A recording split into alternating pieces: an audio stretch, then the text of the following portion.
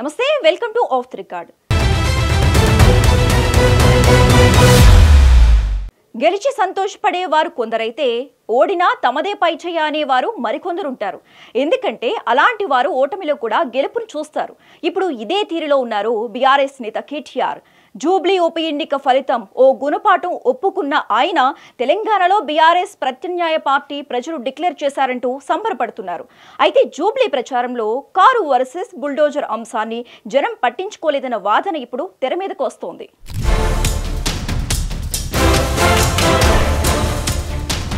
జూబ్లీహిల్స్ ఉప ఎన్నిక ఫలితం బీఆర్ఎస్ పార్టీకి ఓ రకంగా షాక్ ఇచ్చింది. ఎన్నికల నోటిఫికేషన్ విడుదల కావడానికి 3 నెలల ముందు నుంచి కేటీఆర్ పావులు కదిపారు. జూబ్లీహిల్స్ నియోజకవర్గంలో ఉన్న బీఆర్ఎస్ కార్పొరేటర్లు స్థానిక నేతలతో వరుసగా సమావేశాలు నిర్వహించారు. టికెట్లు ఎవరికి ఇవ్వాలన్న దానిపైన చర్చల మీద చర్చలు జరిపారు. ఆ తర్వాత మాగంటి సునీత పేరు ఖరారు చేశారు.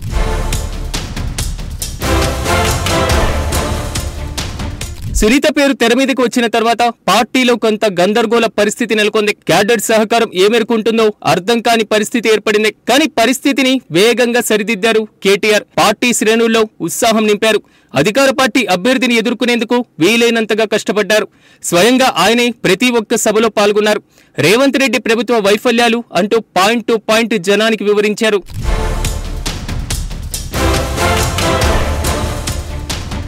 ఇక ప్రధానంగా కేటీఆర్ టార్గెట్ చేసిన అంశం హైడ్రా కూల్చివేతలు, మధ్యతరగతి ప్రజల ఇబ్బందులు.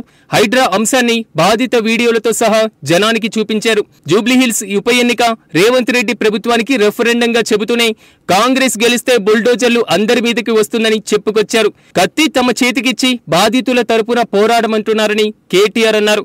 కానీ ఫలితం రివర్స్ అయింది. బుల్డోజర్ల మంత్రం పనిచేయలేదన్న టాక్ పుట్టుకొచ్చింది.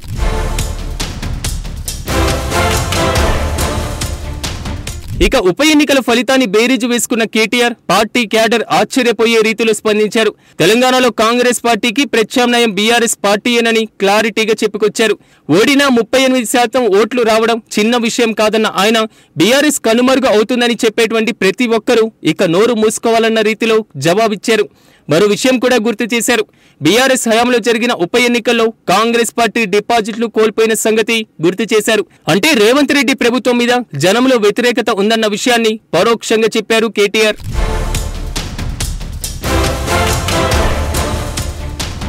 ఇక తెలంగాణలో స్థానిక సంస్థల ఎన్నికలు రాబోతున్నాయి. ఇప్పటికే జిల్లాలో బలంగా ఉన్నటువంటి బీఆర్ఎస్ లోకల్ పోరుకు రెడీగా ఉంటుంది. అలాగే స్థానిక పరిస్థితుల దృష్ట్యా కొన్ని జిల్లాల్లో కాంగ్రెస్ గడ్డు పరిస్థితులు ఎదుర్కొంటుంది. ఆయా జిల్లాల్లో వర్గ పోరు కాంగ్రెస్ పార్టీని వెంటాడుతుంది. ఈ మొత్తాన్ని తమకు అనుకూలంగా మార్చుకునే పనిలో బీఆర్ఎస్ కసరత్తు చేస్తుంది.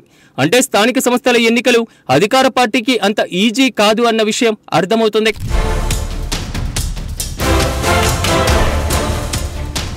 ఇక జూబ్లీహిల్స్ ఉప ఎన్నిక ఒకటే కాబట్టి ముఖ్యమంత్రి రేవంత్ రెడ్డి మంత్రులు ఎమ్మెల్యేలు నియోజకవర్గంలో తిరిగారు. పూర్తి స్థాయిలో బలగం దించారు. ఆ స్థాయిలో కష్టపడితేనే జూబ్లీ ఫలితం దక్కింది.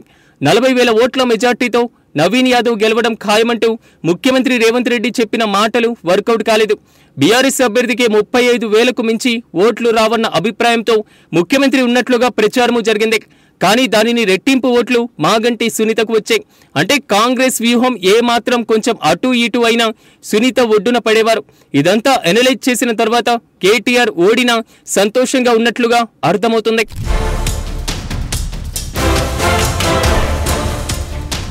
మరో విషయం ఏంటంటే జూబ్లీహిల్స్ నియోజకవర్గంలో బీజేపీకి 30,000 ఓటు బ్యాంక్ ఉంది. కానీ ఆ ఓట్లు కూడా దీపక్ రెడ్డికి పోల్ కాలేదు.